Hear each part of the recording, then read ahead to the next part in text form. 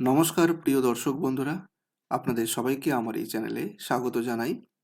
বাংলাদেশে 2026 সালে যে ইলেকশন হয় তাতে 300 আসনের মধ্যে 213টি আসনে জয়লাভ করে বিএনপি এবং তার মাধ্যমে তার ইতিহাস সৃষ্টি করে এবং আশা করা হচ্ছে আগামীকালই সম্ভবত প্রধানমন্ত্রী হিসেবে তারেক রহমান শপথ গ্রহণ করবেন। তো ভারতবর্ষের প্রতিবেশী রাষ্ট্র বাংলাদেশে একটি স্থায়ী সরকার থাকবে, এই শুভেচ্ছা আমাদের রয়েছে। আমরা চাই বাংলাদেশের উন্নতি হোক, ভারতের সঙ্গে দ্বিপাক্ষিক সম্পর্ক আরও মজবুত হোক। যদিও বিগত কয়েক বছরে আমরা দেখেছি যে এই সম্পর্কের মধ্যে বেশ কিছুটা শীতলতা এসেছিল। কিছু মানুষ ভারত সম্পর্কে কিছু কুরুচিকর মন্তব্য করে, কিন্তু আমরা ধরে নিচ্ছি সেটা সামগ্রিকভাবে বাংলাদেশের সাধারণ মানুষের অভিমত নয়। সংখ্যালঘু মানুষের কিছু মতামতের জন্য কখনোই কোনো দ্বিপাক্ষিক সম্পর্ককে খারাপ বলা যায় না। ভারতের সঙ্গে বাংলাদেশের সম্পর্ক দীর্ঘদিনের এবং সেটা ভালো। আশা করা যায় আগামী দিনে সেটা আরও ভালো থাকবে।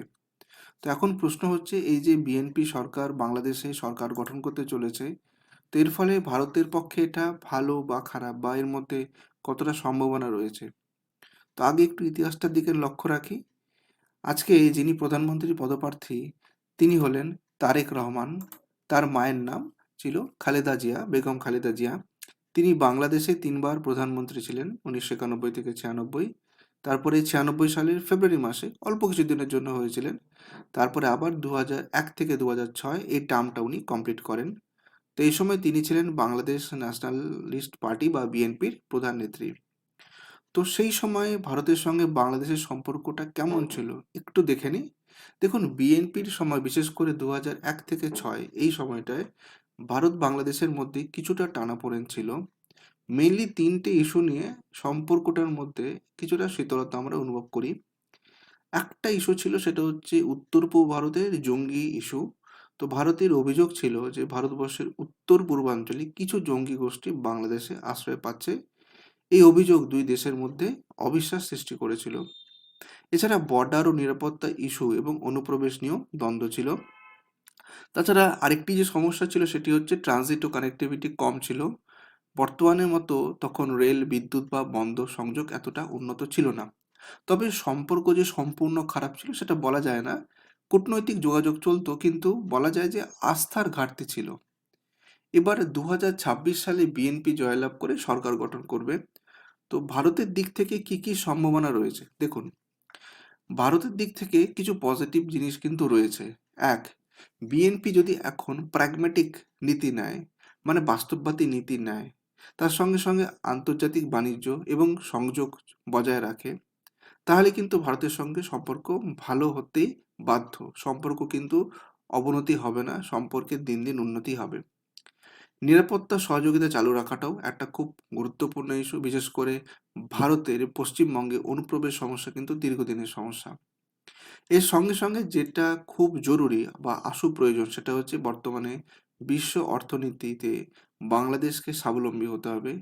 সেই দিক থেকে দেখতে গেলে বিশ্বের অনেক দেশের কাছ থেকে কিন্তু বাংলাদেশের বহু কিছু প্রাপ্তির যোগ থাকলেও থাকতে পারে, সে বিষয়ে তাদেরকে নিশ্চিত করতে হবে। তার সঙ্গে সঙ্গে আমেরিকার প্রতি নির্ভরশীলতা তাদের কমাতে হবে। তাদের ইন্ডিপেন্ডেন্ট হতে হবে, স্বাধীন হয়ে তারা থাকলেই চলবে না, তাদের সেই স্বাধীনতাটাকে সম্পূর্ণভাবে অস্তিত্ব বজায় রাখতে হবে। কোনোভাবেই কোনো রকম কোনো শক্তির কাছে তাদেরকে বিক্রি করে দেওয়া চলবে না। কিন্তু ভারতের কাছে শুধু যে ভালো দিক রয়েছে তা নয়, কিছু কিছু চ্যালেঞ্জও রয়েছে। যেমন ভারত বিরোধী জাতীয়তাবাদী বক্তব্য কিন্তু যদি এই সময় বেড়ে যায়, তাহলে সম্পর্ক কিন্তু আরও খারাপের দিকেই যাবে। তাছাড়া চীন আর পাকিস্তানের সঙ্গে অতিরিক্ত ঘনিষ্ঠতাও কিন্তু ভারতের পক্ষে বিড়ম্বনার কারণ। এছাড়া সীমান্ত ও নিরাপত্তা ইস্যুতে যদি উত্তেজনার পরিস্থিতি সৃষ্টি হয়, তাহলে হয়তো সম্পর্ক আর ঘনিষ্ঠ হবে না।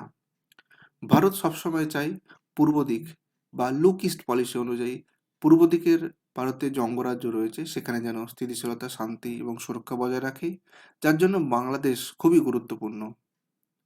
আজকের ভূ রাজনীতিতে আমরা যদি দেখি তাহলে 2001-এর মতো কিন্তু পরিস্থিতি নয়। ভারত বাংলাদেশ বাণিজ্য $15 বিলিয়ন বেশি হচ্ছে। রেল, বিদ্যুৎ, সড়ক যোগাযোগ আরও গভীর হয়েছে। দুই দেশের মানুষে মানুষে যোগাযোগ বেড়েছে। তাই আশা করব যে ভারত বাংলাদেশের যে দীর্ঘদিনের সুসম্পর্ক, এই সম্পর্ক আরও মজবুত হবে। তো দর্শক বন্ধুরা, কেমন লাগলো আজকের ভিডিওটা কমেন্ট করে অবশ্যই বলবেন। আর আপনি যদি প্রথমবার আমার চ্যানেলে এসে থাকেন, অবশ্যই চ্যানেলটা সাবস্ক্রাইব করবেন। আজ এখানেই শেষ করছি। আরেকদিন হাজির হব এরকমই ইনফরমেটিভ ভিডিও নিয়ে। সবাই ভালো থাকবেন। ধন্যবাদ।